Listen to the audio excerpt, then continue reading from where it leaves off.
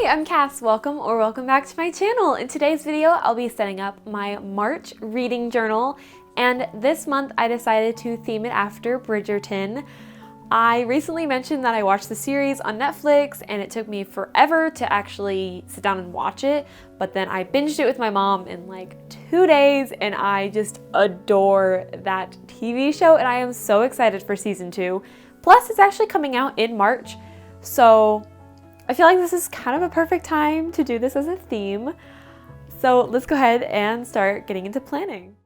I have a Bridgerton font sticker sheet I created on my shop, Oakleaf Arrow Studios, and then the other stickers that I used were from Starjoy Studio. Both of those links will be in the description in case you want to check them out and remake some of these spreads. Starting with my cover page, I like to keep things very simple when it comes to my reading journal. Functionality is my main focus, and I don't want to clutter up the pages by filling it with too many stickers or elaborate drawings. So for the cover, all I did was a simple header using my stickers to spell out March, and I added 2 stickers on either side of it from the Regency era sticker sheet by Starjoy Studio that I mentioned earlier.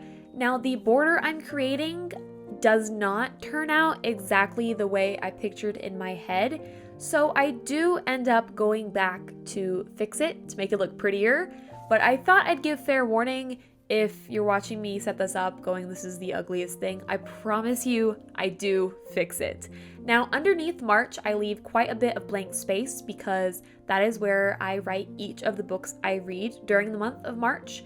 Now, I'm not sure if I'm going to fill in all of the empty space I left underneath March. If I do, that would be very impressive, and that is the goal. But is that likely to happen? No. However, a girl can dream, right? Now on the left side, I create a pocket for my reading tracker bookmark, which I'll show here in just a second. But first I am lettering a quote to add on to the pocket, and it reads, "If there is a scandal, I shall uncover it," by Lady Whistledown, who is kind of the gossip girl of the Regency era in Bridgerton, which is why I think I loved this show so much, is because I loved Gossip Girl and it was the same sort of concept, just set back in a different time period and in a time period in which I love the aesthetic of. So I wasn't really surprised that I ended up adoring the show. The washi tape I'm using, I wish I had a lighter color. I feel like the pink on it is just slightly too bright and not pastel enough for me. But it's all I had. I don't really have a large selection of washi tape. And you might think I'm lying, but I promise you, I really don't. Washi tape wasn't one of those things that I bought a bunch of. It was mostly Tombow brush pens that I had a problem with. However, I've slowly been growing my washi tape collection, just apparently not big enough. I added on a few stickers, just the fans, because I wanted to add a little bit of spice. And then, as you can see, I am trying to solve my problem that was my own creation.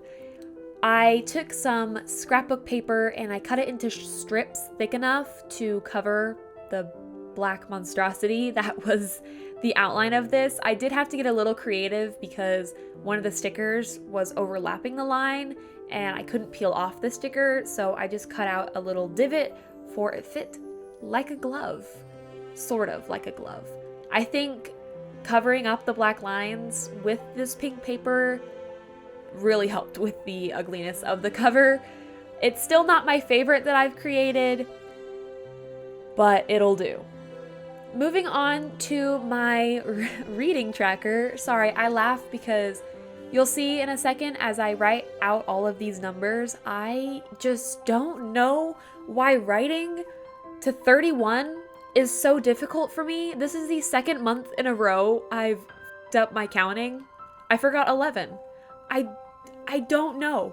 I swear I graduated high school, y'all. I swear.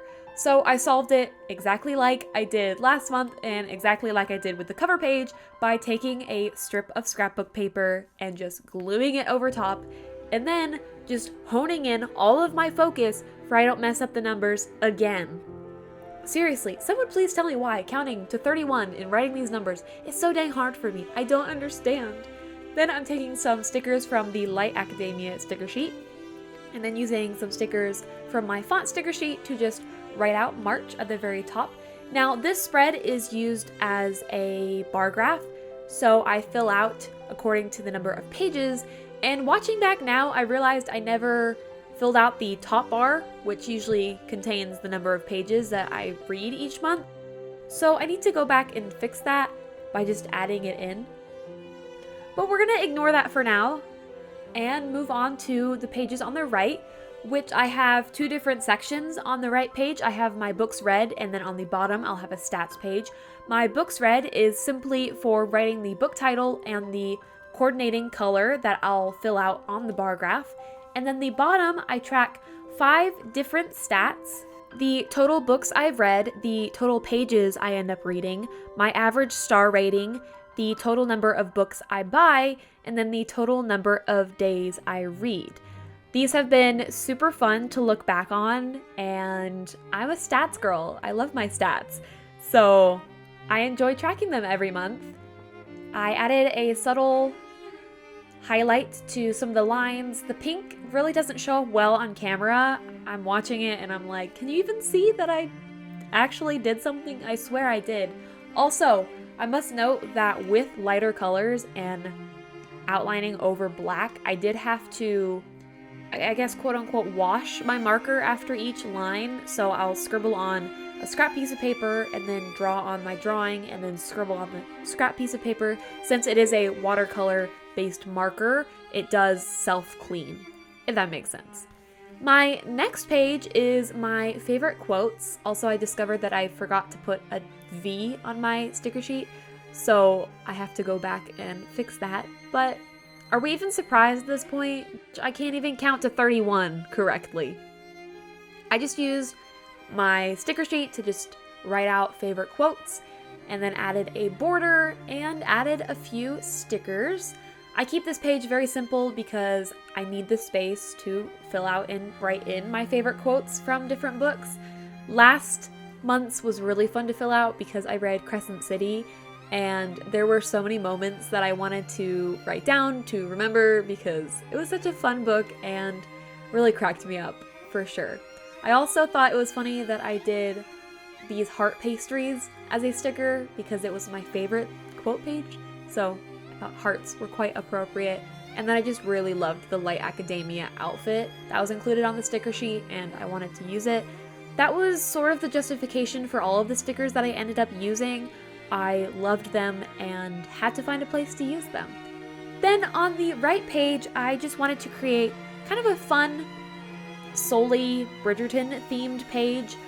I typically would do a quote page or some sort of collage like I did last month, but I wanted to do Lady Whistledown's paper, essentially the cover of her newsletter, I guess if you could consider it that.